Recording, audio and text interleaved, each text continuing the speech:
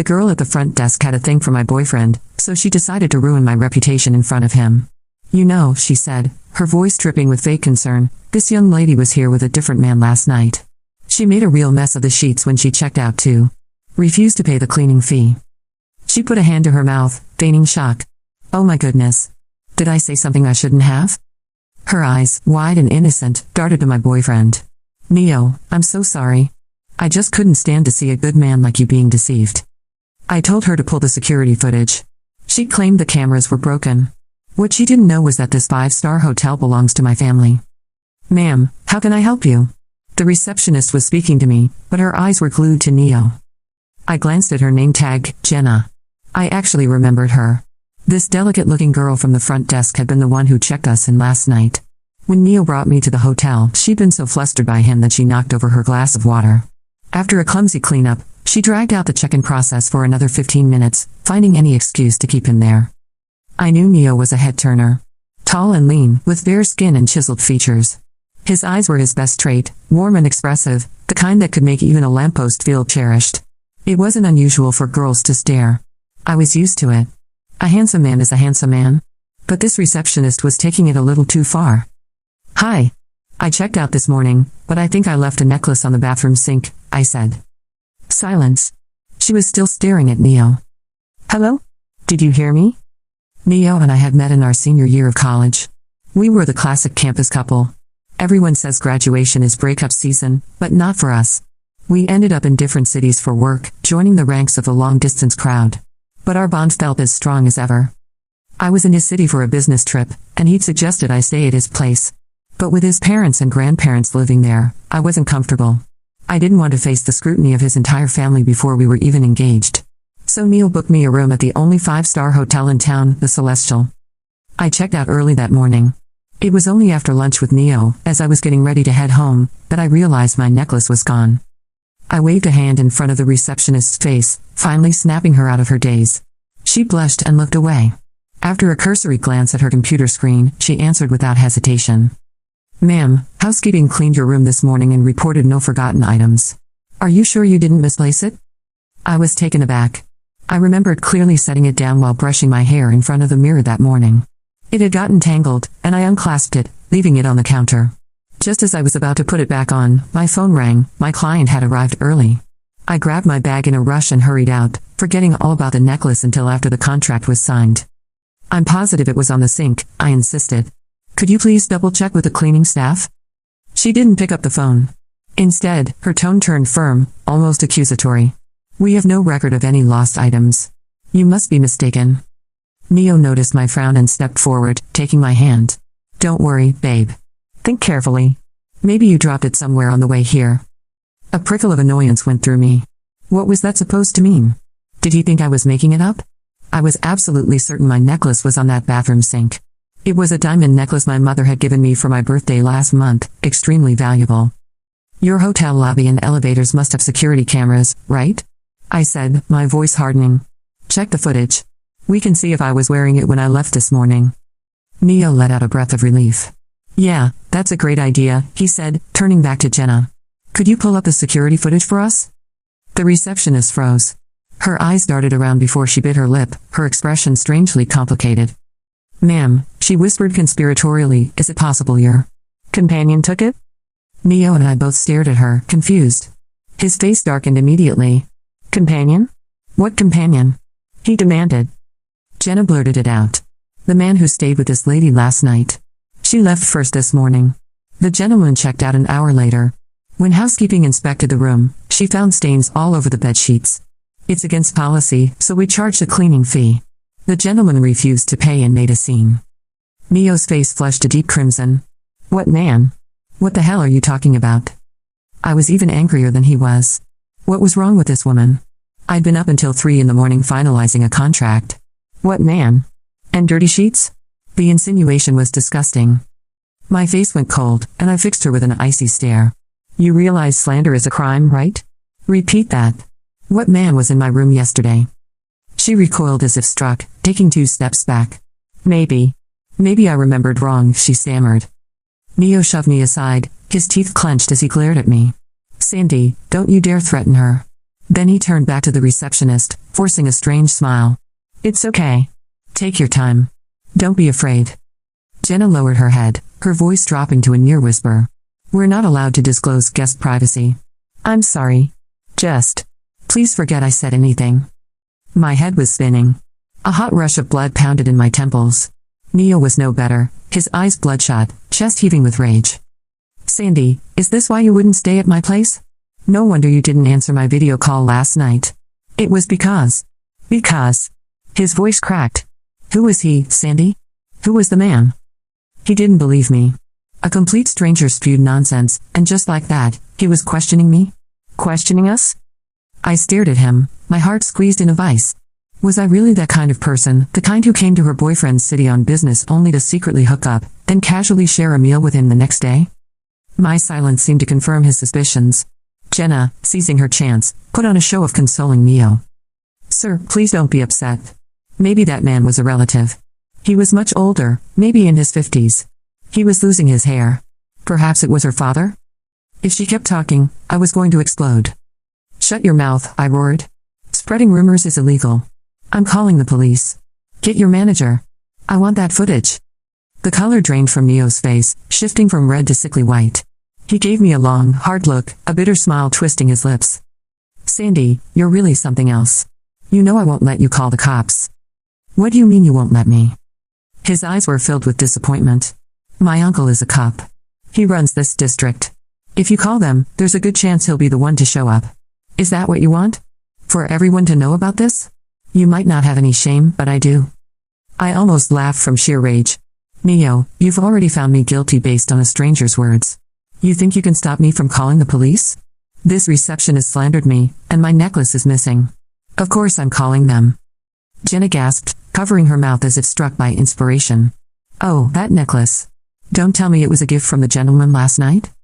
Neo's face grew darker and darker. Finally snapping, he grabbed my wrist. Sandy, stop making a scene. The necklace, that's all you care about? What about me? What am I to you? You're coming with me right now. His grip was like iron, crushing my wrist. I cried out in pain, fury threatening to consume me. We'd been together for 2 years. I thought I knew Neo, cheerful, kind, hardworking. His background was modest, but he carried himself with quiet dignity. He'd promised, Sandy, I'll work my tail off for you. We might not afford a mansion or sports car right now, but I'll do everything to give you a good life. But the truth was, my father owns a chain of luxury hotels. The very one we were standing in was just one of hundreds. My mother was in real estate. Their arranged marriage had united 2 powerful families. When they learned about Neo, they hadn't objected, on one condition: he couldn't know about our wealth until they had vetted his character. I had promised them, don't worry. Your daughter has impeccable taste. Neo is the best person I've ever met. Now my cheeks burned with shame. Let go of me. I yanked my arm free, meeting his murderous glare with my own. Neo, you believe a stranger over me? Then we're done. We're breaking up. My voice was cold and steady. From this moment on, we have nothing to do with each other. Touch me again, and I'll press charges for assault. Now get out of my way. I'm calling the police. I did not wait for Neo to move. I walked past him, past Jenna and her trembling eyelashes, and pressed the service bell twice. The sharp sound cut through the lobby hush like a blade. Conversations paused. Heads turned. A concierge at the far end looked up, startled. Good. I wanted an audience. When someone is trying to bury you with lies, sunlight is the only shovel that digs you out. A door behind the front desk opened and a middle-aged man in a navy suit stepped out. He had the polished calm of someone who had spent 20 years apologizing for other people's mistakes. His name tag read Marcus Liu, duty manager. Is there a problem? He asked, voice level. Yes, I said. I am a guest. My name is Sandy. I checked out this morning from 2306. I returned to ask for help locating a valuable necklace left on the bathroom sink. Your receptionist refused to call housekeeping, refused to check the cameras, and then suggested I had spent the night with a man and left the room in a state that required a cleaning fee. She implied the necklace might have been a gift from that so-called companion. That is slander. And my item is missing. Jenna turned pale. Sir, I never said, I only thought, I mean. Marcus raised a palm without looking at her. He studied me instead. I would like to resolve this at once. May we speak in the back office? We will speak here, I said. I want the cameras checked now. I want the housekeeper on duty for my floor to come down. And I want your head of security to join us. If your cameras were broken last night, you have a log. If they were working, we can verify what I was wearing when I left. It is simple. Neo tugged my sleeve. Sandy, please, this is not necessary. You are making a scene. I faced him. No. I am defending myself. There is a difference. He flinched, as if the line itself had struck him. When my boyfriend stepped back, Jenna took a step forward, tears shining. Mom, I am sorry. I spoke out of turn. Please do not call the police. I had no intention of walking any of this back. Call your head of security now, I told Marcus. And while you do, log a formal incident report. I am missing a diamond necklace. It was on the sink. The model is easy to identify. Marcus hesitated for half a second. Then his training kicked in and he nodded. Of course. Please give me a moment. He lifted the phone, dialed 2 extensions, and spoke in clipped phrases. A security guard in a gray blazer appeared first, then the head of security himself, a compact man with clear eyes named Torres. A housekeeping supervisor, Rosario, arrived with a tablet tucked under one arm, hair pulled into a tight bun. They formed a small semicircle behind the desk, the kind of internal phalanx hotels put between guests and the truth. I repeated what had happened, without heat and without gaps. Torres listened without blinking. Rosario checked the housekeeping dashboard for the 23rd floor and called the room attendant on her radio. No reported lost items from 2306, she said when she lowered it. Sheets flagged for special handling at 8:12 a.m., but no incident notes besides that. Special handling for what, exactly? I asked. Rosario glanced at Jenna. For stains, she said. That is all it says here. We are going to the control room, Torres said. Cameras in the lobby, elevators, and hallways are recorded continuously. Bathrooms are not, of course, but we can see what you wore when you left the room and when you exited the building. If you agree, we will scrub from 6:30 a.m. to 9:30 a.m. That should cover it. I agree, I said. And I want the room key card log printed. Every entry to 2306 in the last 24 hours, including any staff override and housekeeping entries. If the cameras were conveniently broken, the door will not be. Neo rubbed his temples. Sandy, can we please talk? In private. This is spinning out of control. It is not spinning, I said. It is landing. I could feel the hotel watching us. A couple in athleisure lingered by the potted palm. A bellman pretended to adjust luggage straps that did not need adjusting. Even the lobby pianist slowed her song, as if the keys themselves were listening for the downbeat. Marcus gestured toward a corridor. This way, please. Miss Jenna, remain at the desk. Jenna flinched. Sir, I. Remain at the desk, he repeated, with steel this time. We walked through a staff door and into a back hall that smelled faintly of lemon cleaner and coffee. The control room was 3 turns later, a narrow space with a long console, 6 monitors, and a wall map of the hotel with blinking green nodes where cameras fed live. Torres slid into the chair at the center console and brought up the archive. He typed in the date, the window, the zones. Camera feeds stitched together on the largest screen. The elevator bank on the left. The 23rd floor hallway on the right. The lobby feed bottom center. Here, Torres said, queuing 7:42 a.m. The hallway outside 2306 filled the right half of the screen. At 7:44 a.m., my door opened. There I was, framed by the lens, hair in a low twist, navy blazer, light blouse, work toed on my shoulder. No necklace. The skin at my collarbone was bare. I felt the bottom of my stomach tip. I remembered putting it down. Had I put it back on? Had I not? My mind tried to replay the morning like an unspooling tape, but the image of my bare collarbone silenced the reel. Keep going, I said. We followed me to the elevator, into the lobby, to the revolving door at 7:51 a.m., where I left the hotel and turned right. Timestamp, Torres said, tapping the screen. You can take a photo if you wish. I nodded. Please back up to 6 a.m. Show every person who entered 2306 or attempted to. Door logs will be faster, Torres said, but he rewound the hallway feed anyway, then motioned to a second officer to pull key records. While the tech worked, the head of security scanned the corridor footage at double speed. Housekeeping cards rolled by at 8:05. At 8:10 the room attendant, a woman in a mint uniform, approached 2306 with a card and a key fob. The door opened. She entered with a laundry bag. 2 minutes later she came back out, frowning, keyed back in, and emerged with a bag full. She keyed the tablet, flagged the room, and kept moving. Who is that attendant? I asked. That is Lila, Rosario said. 10 years with us. Reliable. Was she the one who reported no lost item? I asked. Yes. Then I want to speak to her, I said. Rosario buzzed the radio again. Lila, please report to security. The door log printed with a faint hum. The tech tore it free and handed it to Torres, who scanned, then passed it to me. The entries were clean, time-stamped with seconds, each key signature unique. My card in at 9:13 p.m. the night before. My card out repeatedly for ice and an errand downstairs. No other guest key. No master key until 8:10 a.m., the housekeeping entry. No staff override besides that. No companion, Torres said quietly. I looked at Neo. He would not meet my eyes. He stared at the monitor as if the pixels might save him. Bring up the front desk camera at check-in last night, I said, calm now. Let us watch Jenna while she checks us in. And then I want to see the transaction where the cleaning fee was posted. The timing matters. Torres nodded and cued the desk feed from the previous evening. At 9:22 p.m., Neo and I stepped into frame. Jenna smiled too brightly, knocked over her water, dithered with the printer, took an extra 15 minutes. Nothing criminal in that, just pathetic. But when Torres pulled the ledger for charges, a new window appeared on the side screen. Cleaning fee, 8:14 a.m., posted by front desk user Jenna.h. No photo evidence attached. No attendant note of damage.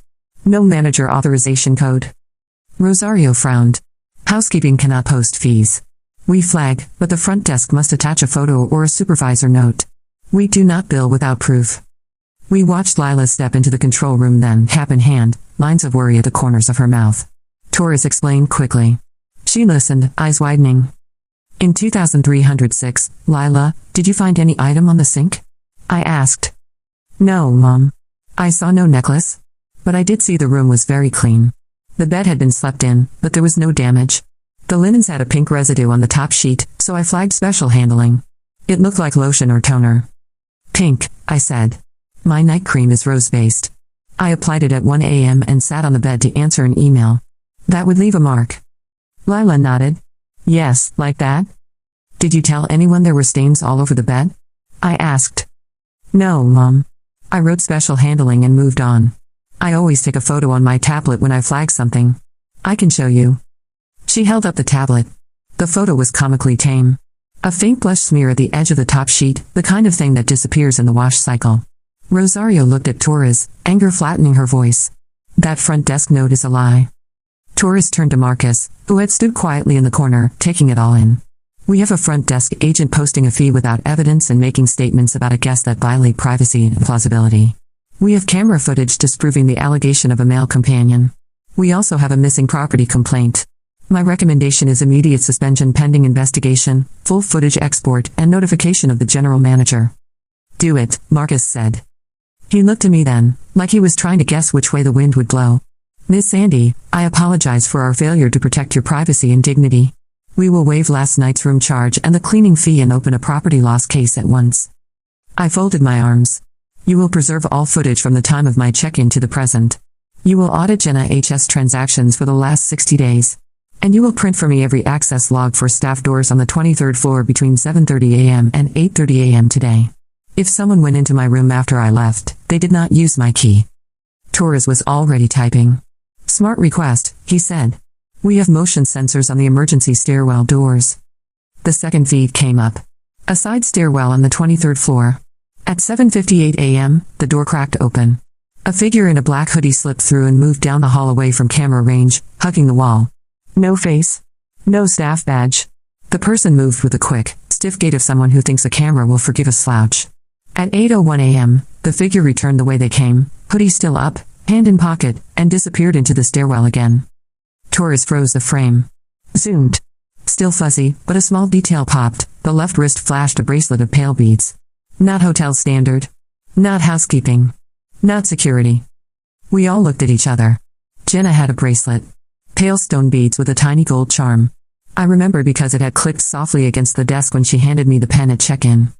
Bring up the staff entrance camera on the lower level, I said. Show me Jenna arriving this morning.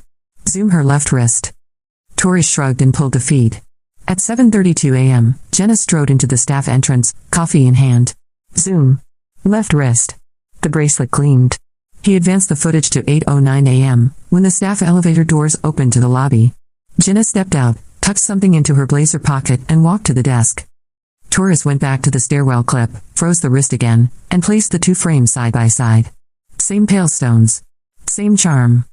Rosario drew in a breath. Sir, that is Jenna. Marcus closed his eyes for a second, then opened them with a tired kind of resolve. We will call the general manager now. Call the police, I said. Neo finally spoke again, his voice raw. Sandy, your uncle will be the one to show up. You will be humiliated, and it will go viral. Please. Let the hotel handle it internally. My laugh was small and humorless. The person who should worry about a viral clip is the one who lied and the one who believed her. But this is not about revenge press. It is about the truth. If the necklace is missing, it is theft. If the rumor was used to block my request for footage, it is obstruction. The officer who shows up will be a professional. If your uncle arrives, he can recuse himself and send another unit. If he does not, we will note the conflict on the record. Either way, I'm done hiding to keep other people comfortable. Something in his posture wilted. He looked like a building after the scaffolding has been pulled too soon. He nodded once, small, as if to say he had been wrong and the word itself would break his teeth. Torres spoke into his radio. Front desk agent Jenna H. To be detained in a conference room pending arrival of police. Discreetly. No lobby scene. We returned to the lobby by the back corridor. Marcus signaled the supervisor with a glance. She approached Jenna and whispered in her ear. Jenna went rigid. She pasted on a smile that trembled at the edges and followed the supervisor into a side corridor. Her pale bracelet flashed once as she turned. Neo and I stood near a column while Marcus called the general manager. The pianist started a new piece, something bright and relentless that sounded like a chase. Neo rubbed his face, voice hoarse. I am sorry. I stared at the marble floor. For believing a stranger over you, he added when I did not answer. I heard those words, and I let them mean something that had nothing to do with you. I humiliated you. You were brave and I called it a scene. You asked for the truth and I tried to stop you. I am so sorry. I wanted to believe that apology would fix the yank on my wrist, the crack in my voice when he asked who he was to me, the way the room had tilted toward his anger and away from my certainty. But apologies do not rewind tape. They only mark the frame where the damage stopped. This is not about me being brave, I said. This is about me being consistent. I told you what happened. You chose not to believe me. That is a choice. It was not an accident. He winced. I know. The automatic doors hissed open. 2 officers stepped into the lobby. The taller one scanned the room, eyes settling on Marcus, then on me. He did not look like an uncle. He looked like a clock at the end of a test. Torres approached with a folder, spoke to them quietly, and gestured toward a meeting room. The officers nodded, then turned to me. Ms. Sandy, one said. I am Officer Rios. We understand you wish to file a report for a missing item and for defamation at a hotel. We will take your statement and secure evidence. Would you like to proceed here or in a private room? In the room, I said. And I want to add that I requested footage earlier and was told the cameras were broken. That information appears to have been false. We will include that. The conference room was small, glass-walled, with a view of the lobby. On the other side of the glass, the supervisor guided Jenna into a twin room down the hall and closed the door. Jenna looked smaller without the desk between her and the world. Her bracelet looked larger. I gave my statement cleanly. The timeline. The necklace. The front desk exchange. The exact words about a man and stains.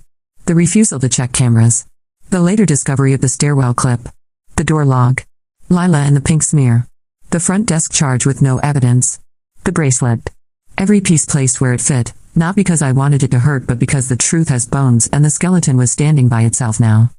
The officer wrote, asked for clarifications, asked for proof of ownership of the necklace. I pulled up an email from my mother with a photo attached. Happy birthday, sweetheart.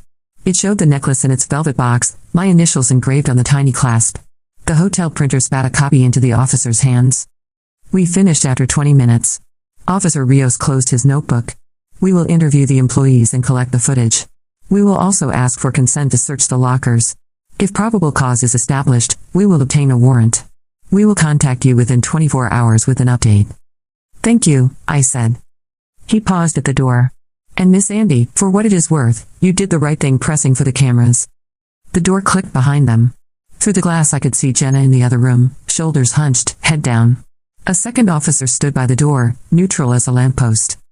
Neo sat 2 seats away from me at the table, hands limp. The apology hung between us like a coat on the back of a chair no one wanted to claim. What are you thinking? He asked. That I almost told you last week, I said. Told me what? About my family. About the hotels. About why I keep my life small on purpose. When I was 7, a man saw me in a lobby like this one and decided to follow me. He knew my last name and he knew what it meant. That night he climbed our fence. The police came. He did not get inside.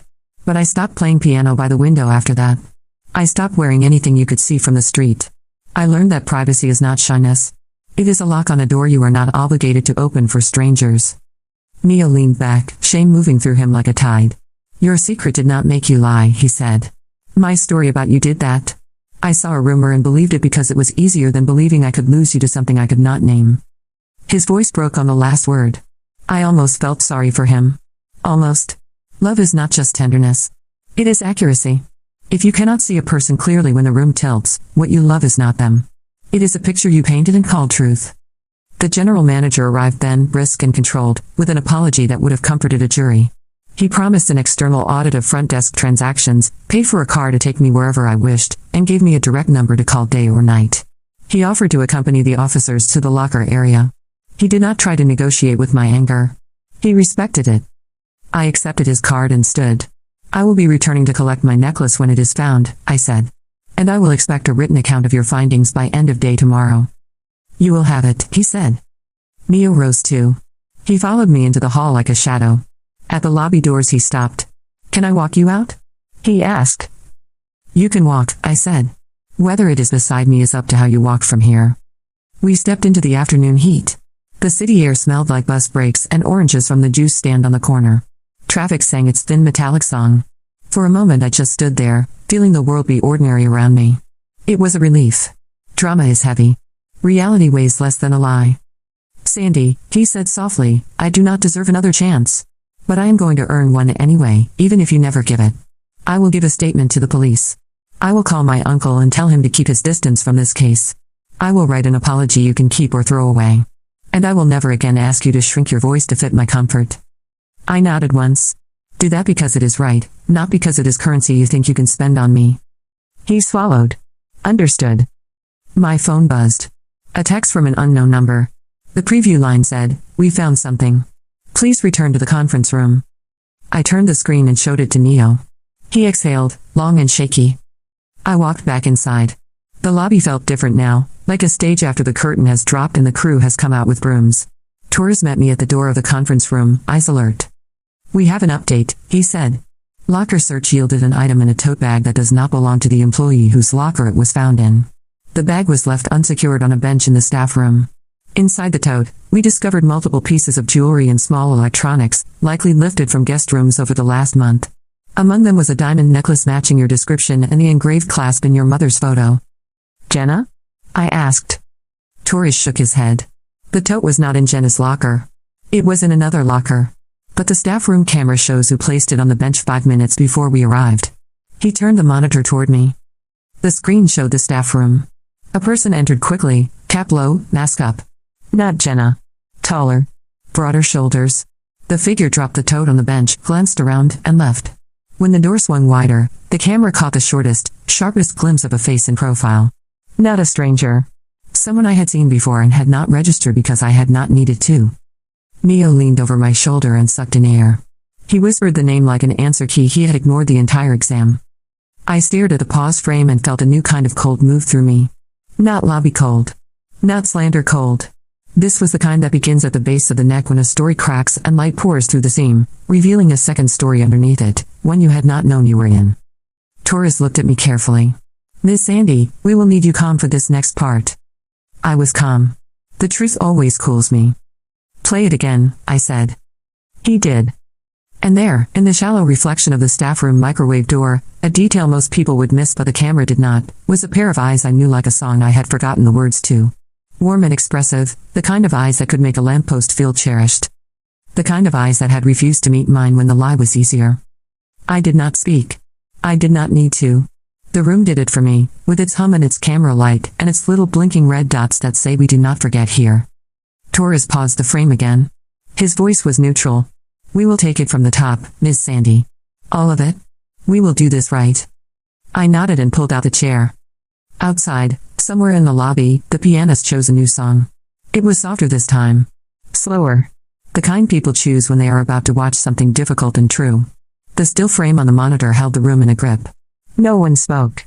Torres had paused at the exact split second when the microwave door in the staff room turned into a cheap mirror and gave us what the front camera could not. A slice of a cheekbone. The slope of a brow.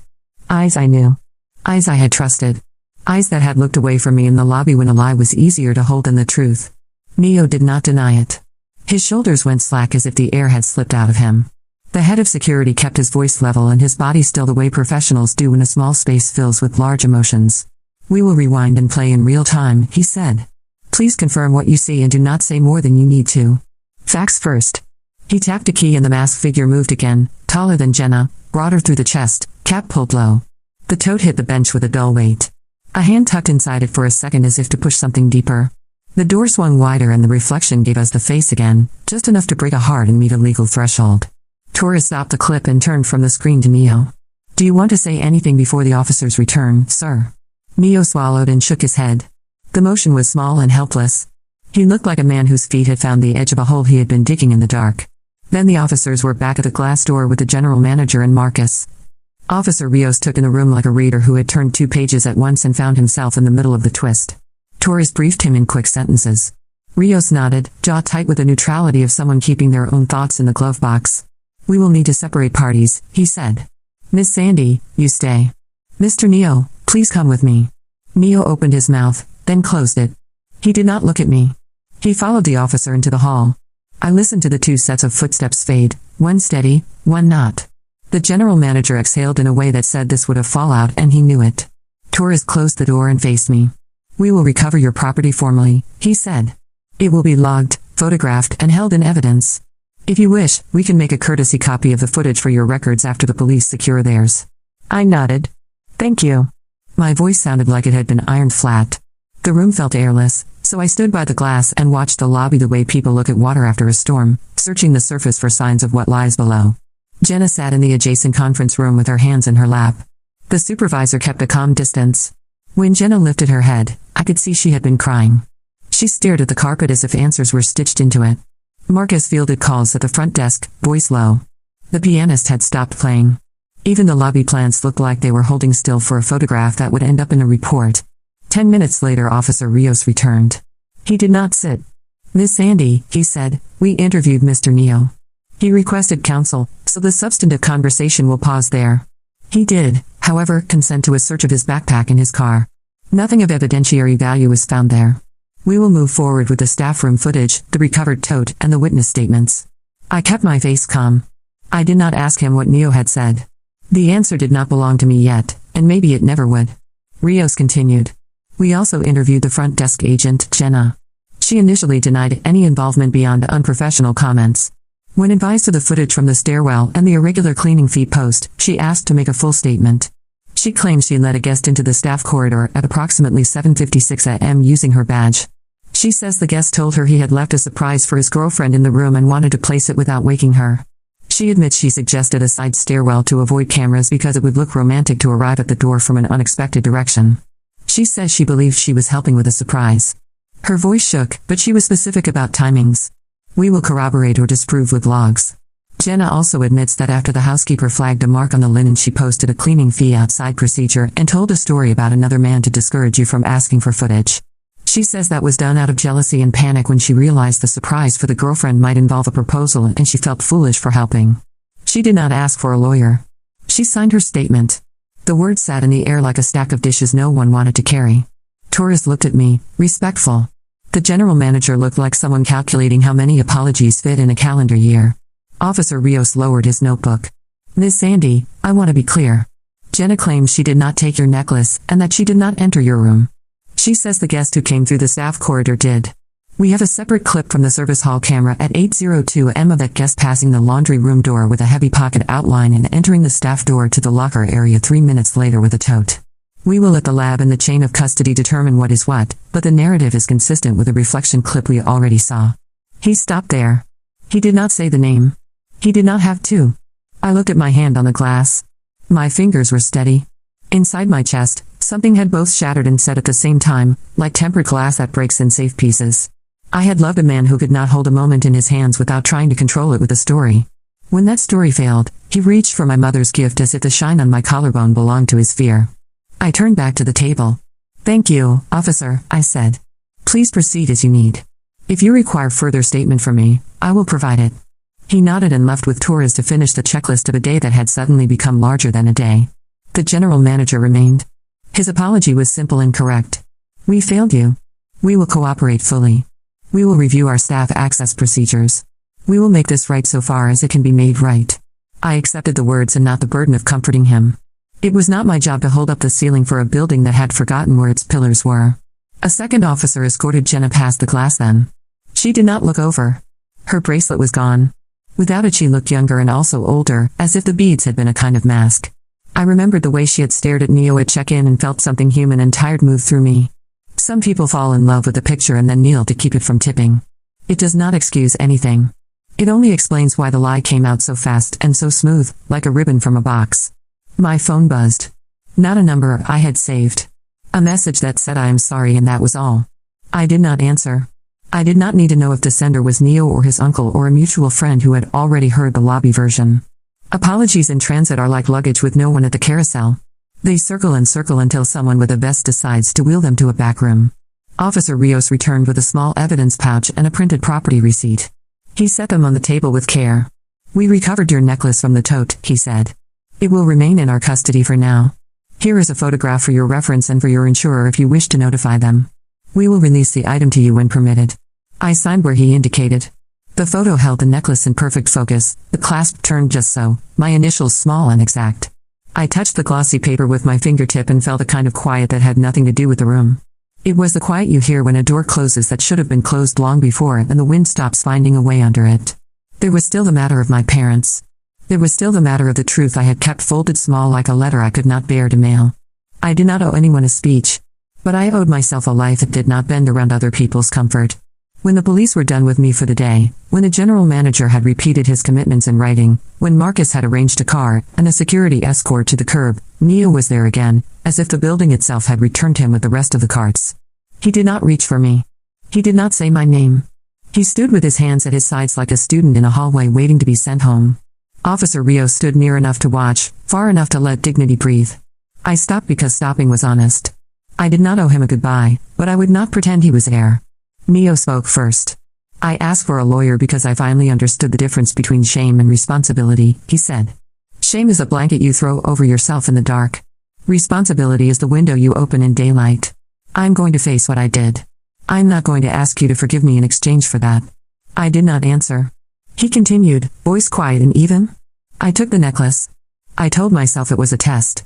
I told myself it was a way to get your attention, to pull you into my world instead of visiting yours at the proper distance, to force a scene where you would have to choose me in public and prove what we were.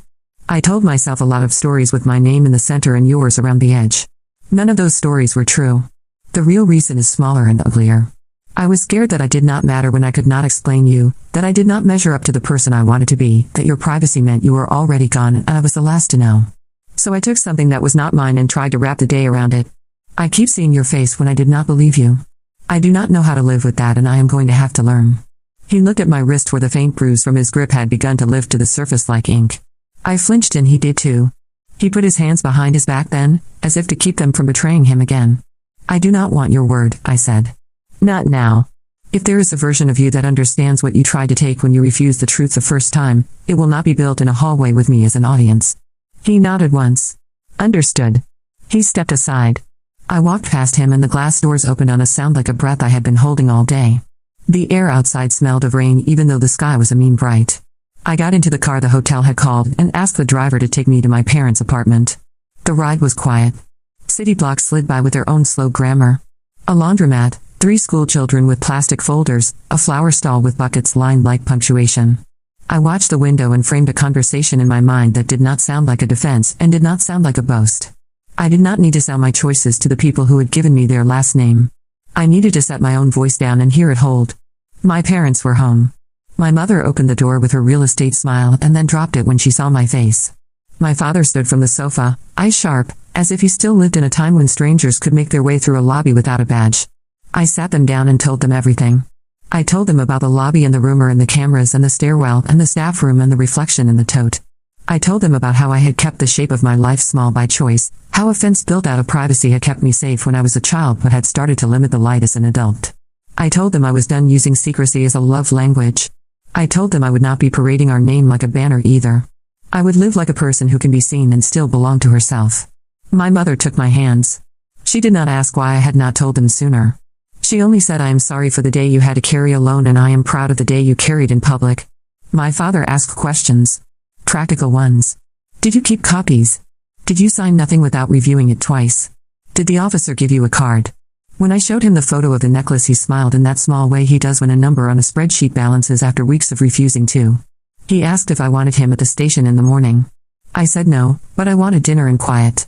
He said that was a better plan. We ate at the kitchen island the way we did when I was 13 and math homework held the counter hostage. After, I went to my childhood room and sat by the window. The piano in the corner had been my mother's idea and my defiance for years. Now it was a piece of furniture with a history. I ran a finger along its edge and felt only wood. My phone lit up on the bed. Messages piled like folded shirts. Friends. A colleague who had heard a hint of a story and wanted to check if I needed anything. A text from a number labeled Uncle R. I did not open that one. I wrote a note to myself instead. You are not obligated to answer every knock on your door, even if the knuckles are familiar. The next morning I met Officer Rios at the station to sign a supplemental statement and pick up a copy of the report number. He told me the city prosecutor would review charges. He told me Jenna had been suspended and would be charged with filing a false report and interference with evidence. He told me Neo had been released pending arraignment with conditions. He told me the tote contained several items linked to other open loss reports, which complicated everything and simplified the moral. Sometimes the truth does not arrive as a clean sentence. Sometimes it drags other sentences behind it like cans tied to a bumper. When I left the station, the sky had turned the color of paper. It was going to rain. I walked without rushing. The world did not feel sharp anymore. It felt accurate. That afternoon the general manager sent a written report of the hotel investigation as promised and a private apology that did not curdle into excuses. He also sent a draft of new procedures for staff corridor access and a note that said changes a door that opens from the inside first. Marcus called to say Lila had been thanked and recognized and that housekeeping as a whole had been defended publicly inside the hotel. That small piece mattered to me more than the free nights they offered, and I told him so. 2 days later the detective called to tell me the necklace could be released. I took a card to the precinct and signed the chain of custody release. The evidence clerk placed the velvet box on the counter. I opened it and looked at the curve of silver and the stubborn sparkle and thought about the way a thing can lose its meaning and then find a new one without changing it all. I did not put it on. I put the box in my bag and thanked the clerk and walked out into a city that was honest about its light. At home I sat at my desk and wrote a letter to myself. It did not contain rules. It contained reminders. Believe the calm part of your mind first. Use sunlight when someone tries to bury you. Privacy is a door you control, not a room you are trapped in. Love is not a story that needs witnesses. Love is accuracy. A week later Neo sent a written apology by registered mail with no bargaining chip inside it. I read it once and placed it in a folder marked legal. I did not frame it as closure. Closure is a word people use when they want a ceremony. Life rarely gives ceremonies on schedule. It gives mornings. It gives you a chance to decide what version of yourself you will bring to the lobby today. Several weeks after that, I returned to the Celestial, not to haunt a memory but to measure it. The lobby smelled like lilies. The pianist was new. The desk had a different agent, calm and professional. Marcus saw me and came over. He did not make a speech. He only asked if I would like a tour of the upgraded security room. I said yes because seeing the bones of a building makes the skin easier to trust. Torres met us there. He showed me the new access controls and the logs and the way an alert would fire if a staff badge opened a guest corridor door outside a policy window. He did not mention names. He did not need to. When we returned to the lobby, I paused by the revolving door. The glass threw back a clean reflection. My face looked like someone who had walked through a story without letting it tell her who she was. I touched the necklace at my throat. I had put it on that morning, not to prove anything to the hotel or to the past, but to remind myself that value is not what someone can take. Value is what remains when you refuse to let a lie set the price for your life. Outside, the day was ordinary in the best way. The bus brake sighed. A vendor called out oranges and mangoes. A child laughed at a pigeon that refused to be impressed. I stepped into that sound the way you step into a song you know by heart and only now understand the words. There would be new days. Some would be quiet. Some would hold tests dressed up as romance. I would not fail them by forgetting what I had learned in the lobby with the cameras and the piano that went silent and the man with the warm eyes who chose a story over a person. The Celestial does not forget, Torres had said in another chapter, but the real lesson was that I did not need a hotel to remember for me. I could be my own record. I walked away from the revolving door and the building that had tried to teach me to be small and then helped me be exact. My phone buzzed. A work email. A friend asking about dinner. My mother sending a photo of a lemon tree she had coaxed into bloom on a balcony that had only ever grown in patience before. The message said it took time and heat and the right cut. I smiled and wrote back that I understood. I did not look over my shoulder. I did not need to. The truth was not behind me. It was something I could carry without bending. And when the rain finally came an hour later, it felt like a promise kept.